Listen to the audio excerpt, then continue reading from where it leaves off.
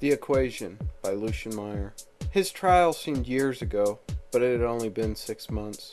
He had tried to integrate into the prison population, but it never worked out. Now he was being dragged into solitary confinement. He took some small comfort that the other prisoner was also being hauled into a small, dark cell. He caught one last glimpse of light as the cell shut and left Martin in the dark. He sat and breathed deep, fighting back the claustrophobia that inevitably started setting in. 3 days in the dark, and Martin started to regress into his only comfort, numbers. He started to solve problems. He did complicated math in his head to pass the time and avoid thinking about his family. If he thought about his family, it would lead to thinking about the moment. That moment. It had been a nice night. Martin, his son, and his wife had been to a movie. As they walked out to the parking lot, they were shadowed by 2 young men. They approached when Martin and his family were getting into their car. They demanded money at gunpoint. Martin gave them what he had, and they had even taken his wife's jewelry and wedding ring. As they tried to run away, the gunman had tripped and dropped his gun.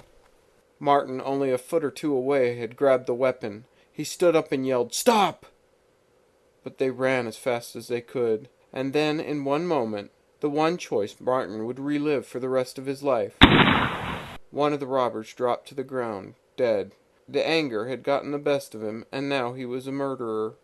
His lawyer had argued that what Martin had done was for the protection of his family, but in the end, the jury decided that he could have just let the situation go. Martin agreed. He should have never pulled the trigger. He sat in the dark and once again went over the moment, for the 100th time today. Martin sat in the dark, wishing he could change that moment. The problem started forming in his head. It was a problem, and therefore an equation, with a solution. Martin sat quietly, his mind unchained. He moved through his ideas, sorting out the equation's factors. He sat for 2 days, only taking small bits of his supplied meals, not wanting to break his concentration. At the end, he could not solve the equation. There was no way to reverse the choice. His tears began to flow. He sat in the middle of the cell, a broken man. He finally slept after 3 days of concentrating. He did not wake for a full 10 hours. His eyes slowly opened, but the view had not changed. He still sat in the dark. However, he no longer cried. He came up with one last chance. He found a small piece of rock and went to the wall. He started writing on it. He could not see what he was writing with his eyes, but he needed the physical point of reference. He wrote for a day, revising the equation and coming closer to his answer. Late at night, when the prison was quiet, a loud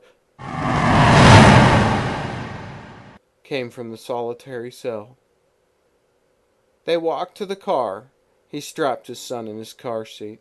"Did you like the movie, buddy?" Martin asked his son. "Yeah, Daddy," the excited boy said. "Good," Martin said and kissed him on the forehead. "Give us your money." The voice came, and he felt the gun press into his spine. Martin's eyes were big. He gave them his wallet. "And your jewelry, bitch," one of them said to his wife. She took off her necklace and sadly wiggled her wedding ring off her finger. The anger swelled in him. They ran off, but the gunman tripped and dropped the gun. Martin ran over and picked it up. "Stop!" he screamed at the 2. He raised the gun to fire. He started to pull the trigger, and then he sighed and lowered the gun. He picked up his cell phone and called the police. They came and took their reports and the gun. Within a few weeks, the 2 robbers were caught, although the ring was never recovered.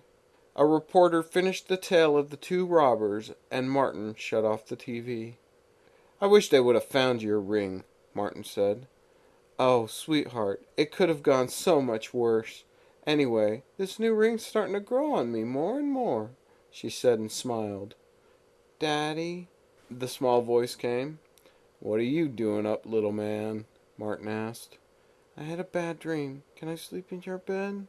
he asked, putting on his best puppy face. Martin smiled and slapped the bed in the middle.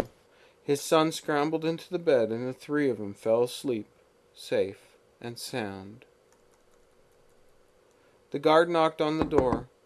"Come on, Bill, your time's done on solitary," he said, and opened the door.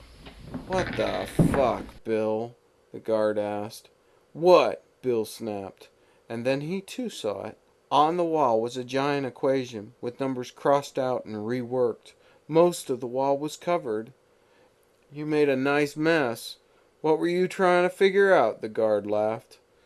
"I didn't put shit on the wall," Bill said. He put his hands out so they could be shackled. The guard shook his head, laughing.